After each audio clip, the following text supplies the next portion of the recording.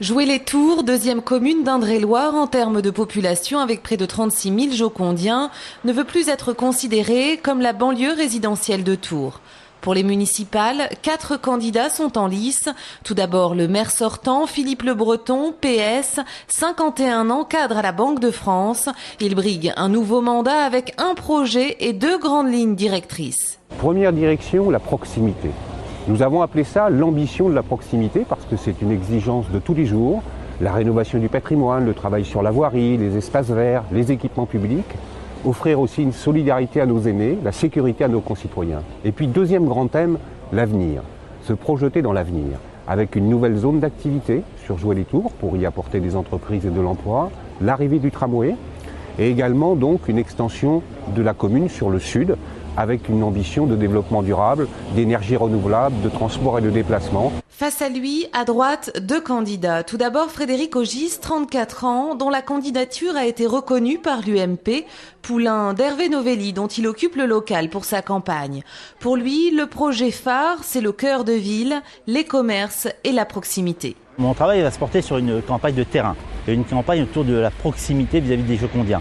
Et entre autres, c'est une nouvelle dynamique pour le commerce jocondien, la proximité. Alors on parle de développement durable, c'est pouvoir se balader à pied, aller faire ses courses à bicyclette et c'est vivre dans sa ville. Moi je veux de la haute qualité environnementale, je ne veux pas faire comme à l'Elaennec où on a enlevé le petit jardin public des enfants pour y mettre un immeuble de 4 étages.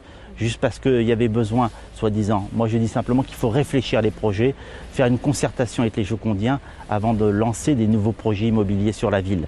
Toujours à droite, mais sans soutien de la majorité présidentielle, François Blanche-Côte, 50 ans, directeur de laboratoire. Il repart en campagne pour la 3e fois, persuadé que les Jocondiens méritent un vrai changement et veulent l'ouverture.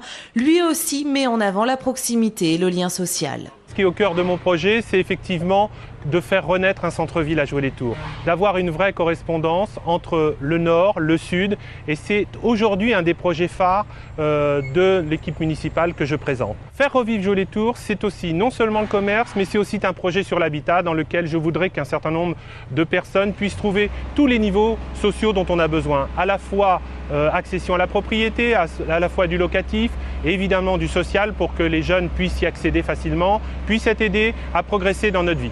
Enfin, 4e candidat, Jean-Jacques Prodhomme, 54 ans, électromécanicien, tête de liste pour le parti Lutte ouvrière. L'axe principal qu'on défend dans cette campagne, c'est d'infliger un démenti cinglant, un désaveu cinglant à Sarkozy, à la droite et à ses représentants locaux.